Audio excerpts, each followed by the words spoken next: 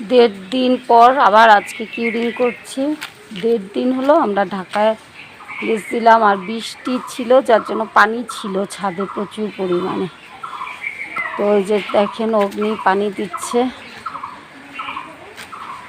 আমি কালকে সকালে ঢাকায় গিয়ে বিকালে আসছি, অবস্থা খুব খারাপ।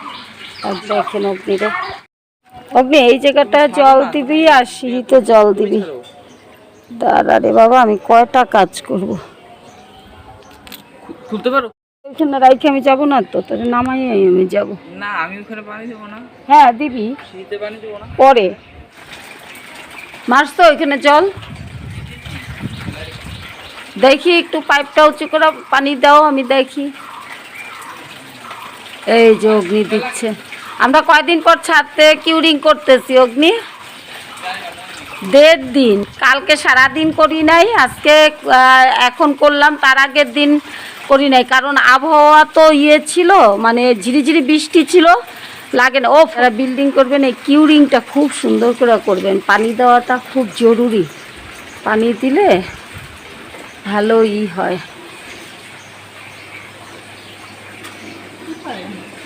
ওই যে ছেলে জল দিতেছে, তাই একটু ভিডিও করে দেখাইলাম।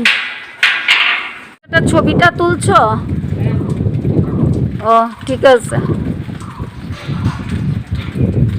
নামো, চলো আমরা চলে যাই। এই করো কি তুমি? ভিজে গেলাম না আমি, ধুত ভাল লাগতেছে না, দেখছো অবস্থা। দাঁড়ান, পুরো আমারে ভিজায় দিচ্ছে একদম। কি হয়েছে?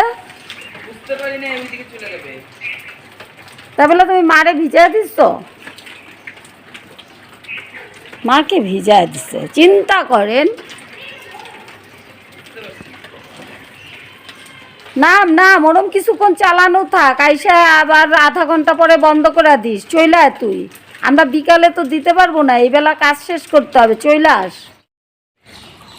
আজকে এক দেড় দিন পরে আমার মেয়ে আজকে প্রথম ছাদে উঠা দেখলো। চিন্তা করেন, এরম মানুষ পাবেন আপনি যে কিনা নিজেদের বাড়ির ছাদ দেড় দিন পরে দেখে।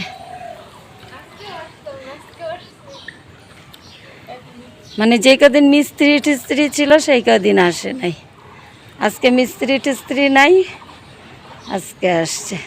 তা কিন্তু হ্যাঁ, কর্নার দিয়ে যাবি না, আর পিছলা মধ্যেও পড়ে গেলে ব্যথা পাবি। হ্যাঁ, বৃষ্টি চলে আসছে, কিছু বল। কি বলবি?